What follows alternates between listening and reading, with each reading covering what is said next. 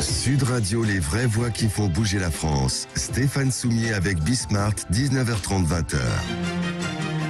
Salut à tous, c'est parti, on est de retour sur Sud Radio. Alors j'allais dire deux entrepreneurs, oui, mais il y en a un, c'est son porte-parole, ou plutôt son ambassadrice, que vous entendrez, entrepreneur chinois. Il veut investir des centaines de millions en France. Dans les batteries, ça vaut le coup de l'écouter quand même quelques instants. Et puis ensuite, alors pour le coup, un entrepreneur qui a déjà fait ses preuves et qui nous promet la révolution de l'éducation. On va voir ça. Sylvie Ouziel donc est avec nous. Donc vous êtes présidente internationale de Envision Digital. Vous allez nous présenter Envision Digital d'ailleurs, groupe chinois, mais alors visiblement en très forte croissance. Ambassadrice, ça vous va aujourd'hui? Donc effectivement, on a été créé il y a 13 ans par un entrepreneur visionnaire qui est un individu chinois, mais qui a étudié en Angleterre, qui était banquier d'affaires à Londres, qui a fait la London School of Economics, qui vit entre Shanghai et Singapour, et qui effectivement a un passeport chinois. Bon, il a fondé une activité d'éolienne, qui maintenant est leader des ventes en 2020, qui a très bien réussi. L'éolienne, notamment, mais quoi dans l'éolienne? Parce qu'il y a les éoliennes, en fait, il a conçu, d'ailleurs en Europe du Nord, de nouvelles éoliennes qu'il a introduites notamment sur le marché chinois, et maintenant on a des éoliennes en Amérique du Sud, en Asie et aussi en France. Les éoliennes, ça veut dire vous Absolument. Construisez aussi. Nous concevons, construisons, installons des éoliennes. On vient de démarrer nos premières éoliennes d'ailleurs au nord de Dijon, en Bourgogne, en France. Alors nos éoliennes, elles ont deux particularités. La première, c'est qu'elles sont intelligentes. Donc il a vendu avant tout le monde ce concept de smart turbine. Elles sont truffées de capteurs, d'AI et d'IoT, d'intelligence artificielle et d'objets connectés, pour optimiser la production d'énergie, la maintenance, aussi prédire de manière très précise ce qu'on va injecter dans le réseau.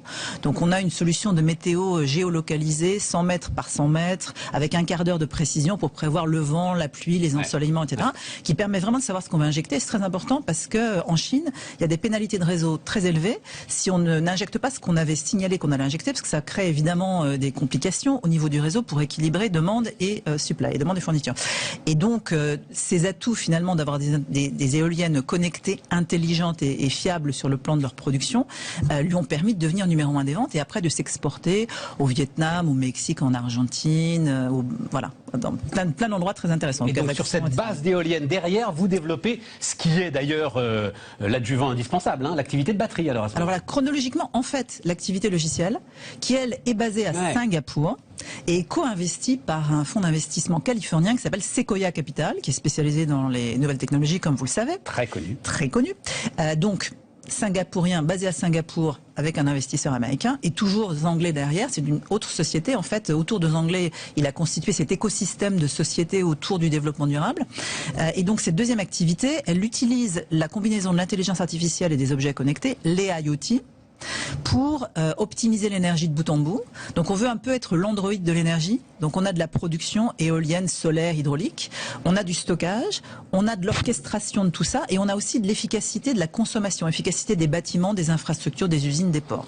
On a 180 gigawatts quand même ça, Sylvie, parce que je vois passer, dans ma tête là, je vois passer les activités de énormes industriels pour faire ne serait-ce que les pales des éoliennes. Enfin, elles sont faites en Chine à ce moment-là, et celles qui vont tourner à Dijon là. Évidemment, on sous-traite, on est ensemble, on conçoit et on ne fabrique pas tout nous-mêmes. Puis ensuite, vous avez l'efficacité énergétique du critère électrique. Ensuite, vous allez donc, on va parler des batteries, qui est l'activité rachetée à Nissan. La troisième activité, c'est les batteries.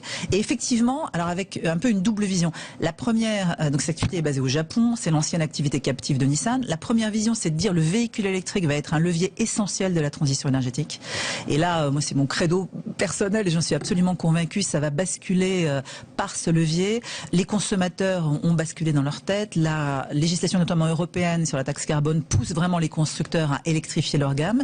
Et quand on est une entreprise, qu'on souhaite se décarboner, qu'on souhaite envoyer un signal aux collaborateurs, aux clients, le plus facile, entre guillemets, c'est quand même de passer à la politique de la flotte totalement électrique.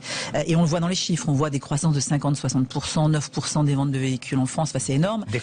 Donc, moralité... Non, mais vous avez bien précisé, 50-60% sur des volumes. Et puis des volumes exceptionnels qui sont encore inférieurs à 10% du marché quand même. C'est vrai, 9% en France, voilà. À ce jour, dans le monde, sur le premier semestre, il s'est vendu quand même 1 million de véhicules électriques au niveau global. Ça commence à peser. Il y a une histoire, Sylvie, alors, parce que c'est ça qui est intéressant. C'est Vincent Bolloré, le premier, qui m'en a parlé il y a 10 ans. L'idée de la voiture électrique qui rentre chez elle à 19h, qui se branche sur le réseau, il reste de l'électricité dans la batterie, et à ce moment-là, la batterie peut faire l'appoint quand on allume le four, et on sait que c'est la période de tension en février pour tous les réseaux électriques de l'hémisphère occidental, en tout cas, là où c'est l'hiver en février. Ça aussi, c'est quelque part dans la démarche la démarche industrielle que vous avez? Alors ça fait tout à fait le lien avec la deuxième raison pour laquelle on a racheté les batteries de Nissan, qui est que plus le renouvelable prend une part importante de la production d'énergie, moins on peut le contrôler, parce qu'on ne peut pas contrôler le soleil et le vent. Donc on a un vrai problème qu'on produit à un moment et on n'a pas forcément besoin à ce moment-là. On produit du solaire dans la journée, on a plutôt besoin de se chauffer, de s'éclairer le soir quand on rentre à la maison et de cuisiner. Donc comment stocker, faire tampon entre les deux? Donc on voulait utiliser la technologie Nissan pour créer des batteries stationnaires, des batteries dans les bâtiments, sur les réseaux qui n'étaient pas mobiles. Et aussi, évidemment, les batteries mobiles vont devenir des petites virtual power plants, des petites centrales électriques virtuelles qui vont pouvoir alimenter le réseau. Alors alimenter de deux façons. La façon la plus simple qui est déjà possible aujourd'hui systématiquement, c'est en fait se charger au bon moment. Je me branche à 19h certes, mais on peut avoir de l'intelligence artificielle telle que nos solutions le proposent, qui va organiser mon chargement pour qu'il commence non pas à 19h quand tout le monde est devant la télé. Non, je me branche à 19h pour rendre au réseau l'électricité qui reste dans la batterie, on est d'accord. Première option déjà, je me branche à 19h et mon scheduler va attendre patiemment jusqu'à 2h du matin pour me charger de 2h à 7h parce qu'il a calculé que c'était bien nécessaire pour l'autonomie dont j'aurais besoin.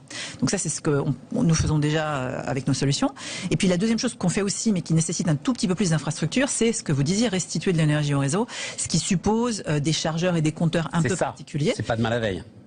Un déploiement massif est plutôt à l'horizon 2025. Maintenant, la Leaf, qui est la batterie équipée des fameuses batteries qu'on a rachetées à Nissan, est le premier véhicule en fait bidirectionnel. Elle permet le véhicule to grid.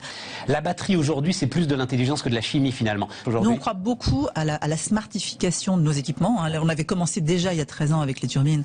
Donc là, les batteries, elles sont évidemment intelligentes. La chimie est très importante. On a beaucoup travaillé sur les chimies NMC, LFP. On travaille avec le LITEN, avec le CEA. Donc la chimie reste essentielle et très très importante, la constitution des modules, des packs, etc.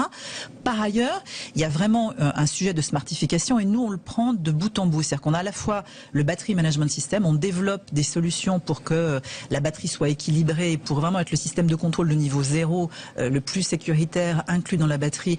Et ces types de battery management system sont développés en collaboration avec les constructeurs parce que les appels de puissance ont un impact très important sur la nervosité et l'expérience de conduite du conducteur. Donc il y a le battery management system qui est vraiment de l'informatique embarquée avec la batterie. Les contrôleurs qui font l'interface entre cette batterie et le véhicule, que ce soit un 2 roues ou que ce soit une voiture. Et puis après, il y a le contrôle externe, donc tout ce qui est orchestration, qui est très important. C'est comment cette batterie va s'insérer dans un système d'énergie où on est dans un parking avec d'autres voitures électriques qui veulent se charger au même moment. Il faut gérer les priorités avec la consommation du bâtiment et donc équilibrer tout ça pour éviter soit des blackouts. Et juste, la semaine dernière, il s'est passé un truc quand même qui est passé un petit peu inaperçu. La France a dû rallumer ses centrales au charbon. Juste une explication, éviter le blackout, parce que trop d'électrons dans le réseau, c'est le même effet que pas assez d'électrons dans le réseau. Voilà, il faut que ça s'équilibre en permanence. Et quand le vent souffle fort sur la mer du Nord, il y en a trop, effectivement. Et les opérateurs de réseau font un travail d'intelligence temps réel impressionnant pour maintenir en permanence cet équilibrage. Il y a différents mécanismes, différents horizons. Est-ce qu'on va pas trop vite là en ce moment dans l'ensemble des projets qu'on peut avoir autour des renouvelables? Alors je pense pas qu'on va trop vite, je pense qu'il faut prendre le problème de manière systémique. C'est-à-dire que c'est très bien d'injecter du renouvelable.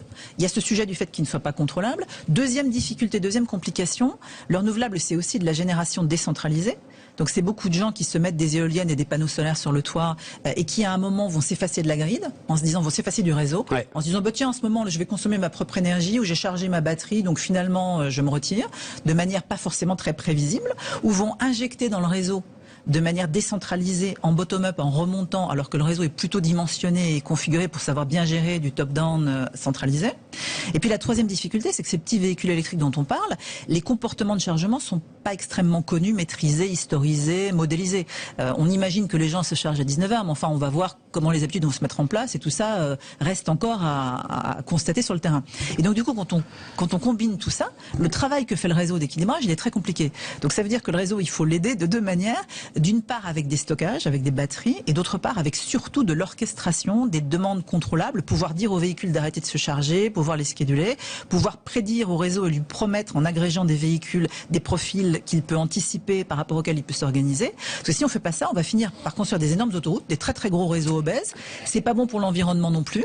C'est très cher. La moitié de votre facture électrique ou 40% de votre facture électrique, c'est déjà du réseau. Et en plus, le problème qu'on voit en Californie, c'est que comme l'électricité est trop chère parce que la part du réseau est trop importante, les gens de plus en plus prosument, c'est-à-dire produisent et consomment pour eux-mêmes. Et il faut quand même qu'on parle de vos usines là. Donc le projet il est sérieux. Donc l'idée c'est monter, alors combien? Parce que j'ai tout vu, 2, 3, 4, 5 usines, enfin... Non. Mais quoi, 1 milliard d'investissements industriels en France, c'est ça l'idée. Pour recadrer les choses, quand on a racheté cette activité, on a trouvé 3 usines, donc au Japon, en Angleterre, aux États-Unis, et on avait comme plan à l'époque un plan de développement commercial, donc de développer cette activité pour d'autres constructeurs automobiles et aussi pour le fameux stockage stationnaire dont nous venons de parler, ce qui supposait d'avoir des nouvelles capacités de production. Donc le plan originel, c'était de faire croître la capacité de production en Angleterre et d'ouvrir une usine en Chine, une méga factory, une gigafactory, comme on dit, voilà. Donc on a ouvert la gigafactory en Chine, elle est en train de démarrer, là elle fait 20 gigawatts, elle fait 7 à 10 fois la taille des usines historiques. Donc, et elle fournit le stationnaire, notamment chinois, pour coupler aux éoliennes, pour régler le problème dont on parle. Xavier Bertrand qui et puis là, défenseur de l'investissement industriel chinois, moi je veux voir ça avant de mourir quand même. En Europe, on s'est dit, l'Angleterre n'est pas forcément le meilleur choix, pour des questions de Brexit, mais pas seulement, pour des questions aussi de coûts logistiques, de frais d'approche, et la France finalement, pour desservir les usines françaises et espagnoles, est un très bon point de chute, si je puis dire. Il y a des compétences, il y a effectivement un approvisionnement électrique dont on parlait, qui reste très stable et très compétitif grâce on a les infrastructures et on reste quand même au centre de l'Europe, quoi. Et quand on regarde la cartographie pour le moment des implantations d'usines de batteries, elles sont plutôt à l'est, et donc les usines françaises et espagnoles devront être desservies. Donc nous, on est effectivement intéressés par un projet d'investissement en France pour accompagner, on l'espère, nos succès commerciaux. Merci Sylvie Ouziel. La révolution de l'éducation, c'est tout de suite sur Sud Radio. Sud Radio, les vraies voix qui font bouger la France. Stéphane Soumier avec Bismart, 19h30, 20h. Emmanuel Freund est donc avec nous. Bonjour Emmanuel, fondateur donc de Power Z ou Power Z d'ailleurs. C'est comme t'es dans un peu, enfin pas un peu d'ailleurs, totalement dans le monde du jeu vidéo. C'est Powers. Il faut qu'on commence par raconter la démarche parce que la démarche, on va employer des grands mots, elle est politique. Elle est sociétale, c'est toujours, tu sais, c'est le truc un peu bête des startups, un peu rêveur. Comment tu changes le monde? Qu'est-ce que tu pourrais faire pour avoir un impact? Comment tu changes tête, tu modifies quelque chose qui est là, c'est-à-dire ce qu'on voit, l'emprise des GAFA, et là, avec en plus le Covid, avec une sorte de société qui se cherche, on t'en parlait juste avant aussi, qui se cherche dans tous les sens, on se demande ce qu'on peut faire. On se demande ce qu'on peut faire et qu'est-ce qui a un intérêt. Bon, il y avait toute cette idée-là, et il y avait cette idée d'avoir un impact, de faire quelque chose, de changer, de faire une sorte de société un peu différente, une sorte de société qui nous ressemble, avec des valeurs un peu plus européennes. On en parlait avec Octave Klaba, le président d'OVH. Quelque chose qui soit différent de ce qu'on voit aux États-Unis, différent de ce qu'on voit en Chine, qui nous ressemble un peu plus, d'une certaine façon. Bon, et évidemment, l'éducation, c'est sans doute le plus important et le plus fondamental des endroits vers lesquels tu puisses te tourner. Complètement. Et surtout l'éducation. Et tu t'aperçois d'un truc qui est assez étrange, c'est que l'éducation n'aime pas la technologie et la technologie n'aime pas l'éducation. C'est-à-dire que la technologie, tu vas construire des moutons électriques, des voitures qui vont dans l'espace, des choses, tout connecté partout, enfin plein de choses. Ça fait rêver, mais l'éducation pour la technologie, tu vas faire un truc pédagogique, t'es sûr de perdre ton auditoire. Quand j'en parle aux premiers développeurs, j'ai une idée là-dedans, on attendait mon grand nouveau projet d'une certaine façon, enfin mais les 3 personnes qui m'aiment bien, tu vois, ma maman, mon papa et mon frère. Donc eux attendaient. Ouais, dit, je vais m'occuper d'éducation. Je vais faire l'éducation et puis ah ouais, ok. Non, c'est bien, c'est important aussi, tu vois. Tout le monde a son avis sur l'éducation d'une certaine façon. Et l'ordinateur pour l'éducation, c'est pas le meilleur ami. Bon, alors, la solution, donc, c'est un jeu vidéo éducatif. La solution, c'est un jeu vidéo éducatif. Pourquoi? Parce que c'est ce que je disais sur la technologie. Il y a un truc, même si l'éducation n'aime pas spécialement la technologie, les enfants la plébiscitent. C'est une sorte de super tétine géante, là où tu mets un enfant devant un écran, il y reste. Alors c'est nocif, c'est tout ce qu'on veut, on peut se poser ces questions-là, mais surtout, c'est un moyen. Est-ce qu'on ne pourrait pas rendre ça utile? Et donc on se retrouve sur un modèle jeu vidéo. Alors là pour le coup je ne suis pas ni en jeu vidéo ni en éducation. Tu vois, je suis bienvenue au club. Voilà. Si, jeu vidéo quand même. Et donc quoi? Je vais progresser dans un univers? Oui, l'idée c'est que tu évolues dans un monde virtuel, dans un monde ce qu'on appelle ouvert, c'est-à-dire que tu vas pouvoir aller là où tu veux. Par exemple, imagine, je veux t'apprendre 4 plus 5, 9, je t'apprends les additions. Et ben tu vas aller chez le cuisinier, il va te dire, j'ai une recette, il me faut 10 carottes, j'en ai que 4 sur l'étagère. Est-ce que tu peux aller me chercher les carottes qui manquent? Tu vas dans le jardin, tu vas chercher 6 carottes. Et ça peut marcher comme... Oui, il y a un vrai besoin, oui, on y croit, oui, surtout ça n'existe pas. Alors pourquoi? Ça existe en fait déjà dans le jeu vidéo. Dans le jeu vidéo, pour ceux qui connaissent, tu regardes, on sait faire, ça apporte un nom, d'abord un nom anglais horrible qui s'appelle le grinding, on sait faire répéter une action des milliers de fois, alors que l'action n'a strictement aucun intérêt. Donc dans Minecraft, par exemple, tu vas miner du minerai, tu vois, donc répéter, il n'y a rien à faire, il faut pas être fort, tu prends ta hache, tu fais ton piolet, tu fais 2 fois, et puis tu as un petit truc derrière. Et on peut te le faire, et tu as envie de le faire des milliers de fois. Or, des exercices de maths, t'as pas envie. Au bout du 10e, t'en as marre. Donc c'est comment transformer ça, en fait. Comment ça va se développer maintenant? Alors un jeu comme ça prend très longtemps à développer. C'est justement pour ça que ça n'existe pas. Ça prend 4 ans à développer. C'est pas une petite étape que tu fais. Ça prend 3-4 ans. Mais en fait, dans l'étape de développement du jeu, tu as plein de sous-étapes avec une première étape, par exemple, dans 3 mois, là, ce qu'on appelle l'early access, là où déjà on va distribuer des premiers tests du jeu pour que les gens puissent regarder, tester, etc. Surtout qu'il y a un composant additionnel dans ce jeu-là, qui est l'intelligence artificielle, qui est à peu près le seul domaine, là on s'y connaît un peu. C'est-à-dire que l'intelligence artificielle, tu as une sorte de réflexion à l'intérieur qui va être une sorte de professeur particulier pour chaque enfant, avec qui les parents vont pouvoir interagir, pour savoir ce qu'a fait l'enfant, pour pouvoir diriger ça un peu mieux, pour pouvoir tout ce que tu veux. Donc, dans 3 mois, tu vas avoir déjà des choses à tester, et nous, ça va nous permettre aussi de construire le truc, de voir ce qui marche pas, de construire cette intelligence artificielle. C'est quelque chose d'absolument génial. Bon, mais alors, Shadow quand même, pourquoi t'es plus à la tête de Shadow? Pourquoi tu t'occupes de ça alors que Shadow, c'est pas non plus Microsoft aujourd'hui? Il reste du boulot à faire. Il reste plein de boulot à faire avec Shadow. Il y a mon cœur, il y a toute une partie de mon cœur qui est toujours dans Shadow aussi, évidemment. Je suis toujours actionnaire, je suis toujours au conseil d'administration de Shadow. Donc je suis encore très présent dans Shadow. Et effectivement, j'ai une sorte de... c'est mon bébé. C'est mon bébé, tu l'as vu naître, tu l'as vu grandir, je l'ai fait grandir. Donc évidemment, quitter Shadow, c'est hyper dur. Alors pourquoi je quitte Shadow? En fait... on est arrivé à un moment où il y avait 2 écoles. On a levé plus de 100 millions. Mais vraiment plus de 100 millions. Ouais, donc on a des actionnaires. Et là, ma position de doux rêveur, elle n'est pas toujours compatible avec quelque chose d'un peu rationnel, surtout du rationnel aujourd'hui. Tu en as déjà parlé des millions de fois, mais par exemple, dire que Shadow, pour que ça vive, il faut énormément d'investissement. Il faut aller chercher les investisseurs américains. Parce que les investisseurs européens, ils vont pas suivre, ce qui est vrai. Hein. Je veux dire, quand on va chercher les fonds européens, la première chose qu'ils disent, un peu comme toi au départ, c'est je comprends pas trop le projet. On sait investir dans du SaaS. On connaît pas ce genre de truc. Donc, s'il y a un Américain vient, on venira. Comme s'il fallait faire venir des fonds américains. Donc, il y avait une stratégie du board. C'est facile. On va se focaliser un peu aux États-Unis, mais surtout on va continuer dans cette stratégie d'avoir un produit avec plein d'investissements et de faire venir des Intel, des Google, des choses comme ça, des gens comme ça. Moi, c'est une stratégie qui me plaît absolument pas. Question de valeur. Et j'avais monté avec Octave un truc là, on a dit non, on va faire on va faire un truc européen qui est un peu plus cher, mais qui va être rentable. Et là, on n'aura pas besoin d'investissement, extérieur. 2 politiques et on a commencé à se battre assez fortement au départ pour dire moi il faut un truc européen, il faut un truc rentable, il faut un truc plus cher, et les autres non, il faut un truc moins cher pour être plus compétitif, il faut aller un peu plus chercher des Google, des Intel, etc. pour devenir une sorte de géant, un GAFA à nouveau, ce qui m'intéressait pas du tout. Et on s'est battu pendant pas très longtemps en réalité, pendant 1 an, de façon stratégique, hein, pas de façon... ça doit être compliqué. C'était compliqué, ouais, mais de façon stratégique, pour découvrir que finalement la boîte avançait plus du tout, qu'elle était juste coupée en 2. Ouais, et à un moment, j'ai dit, bon, ça sert à rien qu'elle soit coupée en 2, c'est mieux de suivre la stratégie, qui est raisonnable en réalité. Bon, évidemment, je pense que je ferais tout mieux que les autres, mais quand même, ça s'entendait. Mon Stéphane Elio, qui est mon cofondateur dans ce projet aussi, lui, il était tout à fait d'accord avec ça. J'ai une confiance complète en lui. J'ai dit bon, ok, tu te démerdes, faites votre truc, ça sera mieux que le reste. Compris. Et là, récemment, ils ont enfin fait des choses vraiment intelligentes pour le coup. Larry Ellison, le patron d'Oracle, là, t'as peut-être vu ça juste avant le week-end, au moment de toute l'affaire TikTok, etc. et tout. Il a théorisé pour la première fois, non plus le SaaS, mais l'infrastructure as a service.